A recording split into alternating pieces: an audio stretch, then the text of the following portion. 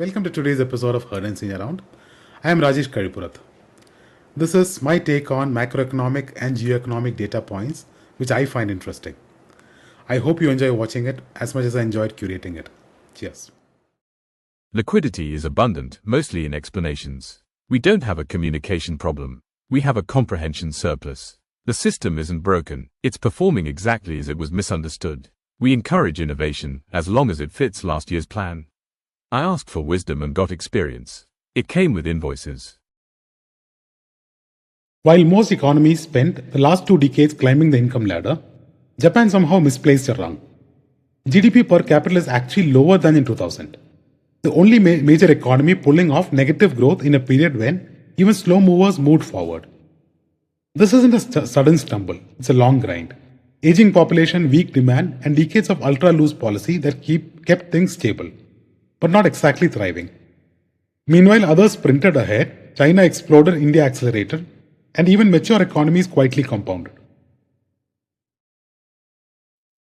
This isn't a boom, it's a compounding machine. India's unicorn story did not explode overnight. It stacked momentum year after year across cycles, sectors, and capital regimes. Early wins like Flipkart and Paytm proved it could be done. Then came the flood. Fintech, SaaS, D2C mobility, each wave sharper, faster, and more specialized. So what's changed? Not just more startups, better pattern recognition. Capital now chases models that already worked, just executed deeper and wider. And even in funding winters, the pipeline did not freeze, it adapted. Turns out, India did not have a top search, it had a personality split. One tab was learning AI tools, the other was searching bhajan clubbing, but somehow both made sense. AI adoption exploded, up over 150%, becoming everyday infrastructure and not just tech hype. At the same time, people were Googling burnout, micro-retirement, and how to log off life without actually quitting it. And here's the twist. After years online, India started searching for offline experiences. Hiking, coffee raves, aesthetic outings. Even spirituality went digital, think AI-powered faith. So what did India really search for? Balance between ambition and escape, code and calm. A 6% rainfall shortfall sounds worrying until you look at history. Forecasts have a habit of being creatively inaccurate. 2022 was supposed to be average, ended above normal. 2024 overshot again. Even weak forecasts often turn into decent outcomes.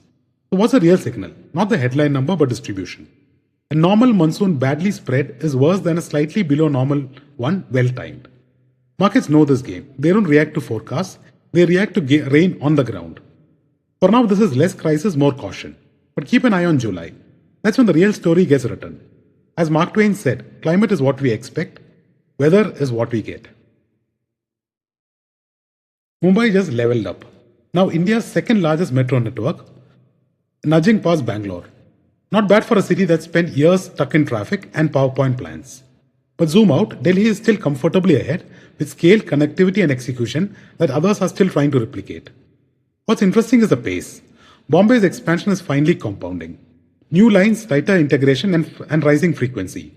This is less about catching up, more about unlocking urban productivity. This is not just scale, it's a distribution masterclass.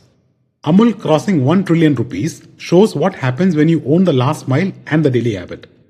While most FMCG players fight for shelf space, Amul is the shelf.